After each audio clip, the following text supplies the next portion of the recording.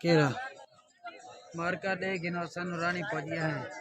نورانی چوں واسی مزار تو تھی تے اسا گئے لہو تل جاتے دے گنو سامنے اے ٹھنگے والے پہاڑی ہے نا تے اے سارے گاڑیاں کھڑے نے زائرین گھومن والے آوے زیارتیں والے اے سامنے لہو تلی پہاڑی ہے تے گال اے ہے ٹینشن دی جو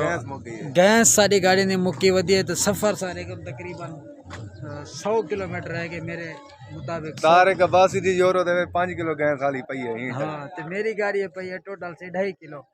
اللہ خیر کرے تے تارے کباسی دھکا ہی کرنا لے سی جڑی عوام نال ہے وہ دھکا لگے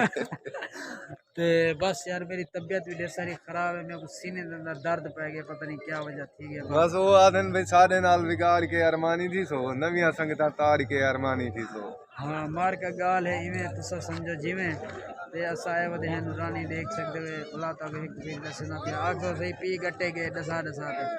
تے یہ سامنے پہاڑ ماشاءاللہ بہت اونچے اونچے پہاڑ ہیں ماشاءاللہ بھی ماشاءاللہ چندہ مسجد دا تے بھلا آخرت دا اتارے کڈی وائے